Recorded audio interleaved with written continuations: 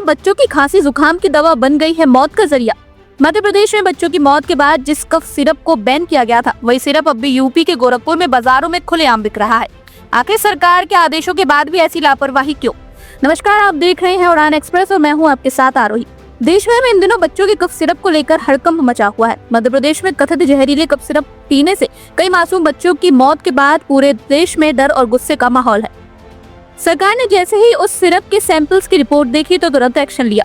Company ने श्री सन pharmaceuticals के उत्पादों पर बैन लगा दिया। यूपी सरकार ने भी त्वरित कार्रवाई करते हुए सभी जिलों में आदेश जारी किया कि इस कंपनी के कफ सिरप की बिक्री और भंडारण तुरंत रोका जाए।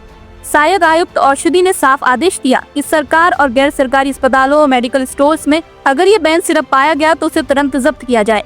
लेकिन अब बात गोरखपुर की है। मुख्यमंत्री योगी आदित्यनाथ का शहर, जहां औषधि विभाग की सुस्ती अब सवालों के घेरे में है। पूर्वांचल की सबसे बड़ी थोक दवा मंडी भालोटिया मार्केट में जाकर जब हमारी टीम ने पड़ताल की तो नजारा चौंकाने वाला था। प्रतिबंधित फॉर्मूले से मिलते जुलते कंपोजिशन वाले सैकड़ों सिरप अब भी दुकानों को धड़ल्ले से बिक रहे हैं। लाखों की संख्या में स्टॉक मौजूद है और बेचने पर कोई रोक नहीं है। इसको लेकर थोक दवा व्यवसाय संघ के महामंत्री आलोक चौरसिया का कहना है कि सरकार सिर्फ एक कंपनी पर एक्शन लेकर जिम्मेदारी से नहीं बच सकती, क्योंकि इस तरह के कंपोजिशंस दर्जनों ब्रांड और बाजार में मौजूद हैं और अब वे धड़ल्ले से बिक रहे हैं। उन्होंने सरकार से मांग की कि नकली, अधोमानक और नार्कोटिक तत्वों वाली सभी दवाओं पर सख्त रोक लगे। सिर्फ लाइसेंस निरस्त करना काफी नहीं है।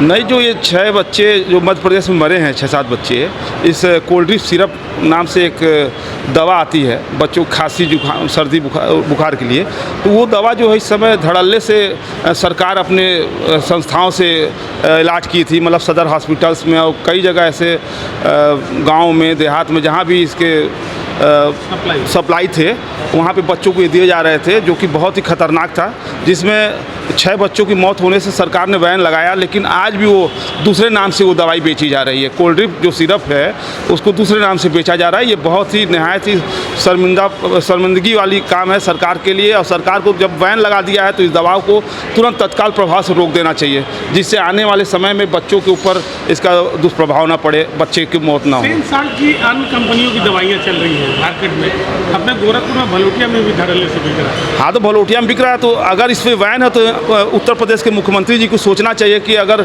इससे बच्चों की मौत हो रही है तो कहीं ना कहीं जान से खिलवाड़ हो रहा है और इसमें बच्चे मारे जा रहे हैं। तो इस दवा को बैन कर देना चाहिए और सरकार इस पर तत्काल रोक लगा देना चाहिए, जिससे बच्चों की मौत ना हो सके, और इस दवा को पूरी तरह से बंद कर देना चाहिए। वही बाल रोग विशेषज्ञ डॉक्टर गौरव कुमार के अनुसार मौजूदा मौसम में सर्दी जुकाम और कफ के मरीजों की तादाद बढ़ रही है। उन्होंने बताया हर बच्चे की दवा उनकी वजन और उम्र पर निर्भर करती है। ओवरडोज या गलत फॉर्मुलेशन दोनों ही जानलेवा हो सकते हैं। वजन के हिसाब से उनको दवा देनी रहती है। अगर अधिक हो जाए तब भी नुकसान होगा, कम हो जाएगा तब भी दिक्कत होती है। तो हम लोग उसको पहले उसको डोज कैलकुलेट करके काउंसलिंग गार्जियन को जरूरी होता है कि जो दवा पिलाता है उसको समझ जाए कि हमको कितना कब पिलाना है। इसका ध्यान रखना बहुत ज़रूरी होता है। डॉक्टर लाल बाबू यादव बाल रोग विशेषज्ञ का कहना है कि कफ सिरप में एज लिमिट बहुत जरूरी है। माता पिता को चाहिए कि डॉक्टर की सलाह के बिना कोई भी सिरप बच्चे को ना दे। हाँ, इस समय तो सर्दी खांसी जुकाम के मरीज बढ़ रहा है। जब बरसात हुई है तो इसमें एलर्जिक कफ, फीवर, हेडेक, बॉडी एक, शरीर पर पूरे दाना, ये सब का केस बढ़े है। सर, अभी सरकार ने एक कफ सिरप को बैन किया है। सर, आप लोग जो कफ सिरप लिखते हैं, क्या उसका मतलब रहता है, क्या सोच कर लिखते हैं, कैसे लिखते हैं? सर, कफ सिरप जो है, अगर एलर्जिक कफ है तो एंटी एलर्जिक देते हैं। ये जो कफ सिरप जिस पर आप चर्चा कर रहे हैं कि बच्चे मरे हैं, सीनियर फिजिशियन डॉक्टर बी के सुमन ने इस घटना की जड़ को तकनीकी बताया। उन्होंने कहा बैन सिरप में ग्लाइकोल कंपाउंड की मात्रा ज्यादा पाएगी, जबकि इसका उपयोग सिरप को पतला और मीठा करने के लिए सिर्फ सीमित मात्रा में किया जाना चाहिए। यही कारण है ये स्वास्थ्य के लिए घातक हो सकता है। तमाम मरीजों की संख्या बढ़ी, जिसमें खास करके खांसी जुकाम रेस्पिरेटरी ट्रैक्ट इन्फेक्शन के मरीज ज़्यादा आ रहे हैं। उसमें बहुत से मरीज ऐसे भी हैं जिसको सूखी खांसी की शिकायत लेकर आए, गले में खराश है, सूखी खांसी है, बुखार है, बदन दर्द है। बहुत ऐसे मरीज आते हैं जिनको खांसी है, सांस भी फूल रहा है और बलगम भी आ रहा है। इसके साथ साथ और भी मरीज़ हैं जो रूटीन में आते हैं, दमा के मरीज़ हैं, ब्लड प्रेशर के मरीज़ हैं, शुगर के मरीज़ हैं, ये सभी मरीज़ आ रहे हैं। लेकिन मौसम को बदलाव को देखते हुए इस मरीज़ों की संख्या बढ़ चुकी है। तो उसको देखते हुए हम लोगों ने मरीज़ों को सलाह देते हैं कि भाई आप गुनगुना पानी का सेवन करें और गुनगुने पानी से नहाएं, रात में एसी न चलाएं, पंखा भी नॉर्मल पर रखें, जिससे क्योंकि रात में अगर इंसान सो जाता है तो रात में 12 बजे के बाद टेम्परेचर नीचे आने लगता है और वो आदमी सोया। सरकारी सूत्रों से मिली जानकारी के अनुसार तमाम जिलों में औषधि निरीक्षकों को अब आदेश दिए गए हैं कि वे सभी संदिग्ध सैंपल्स को जांच के लिए मुख्यालय भेजें।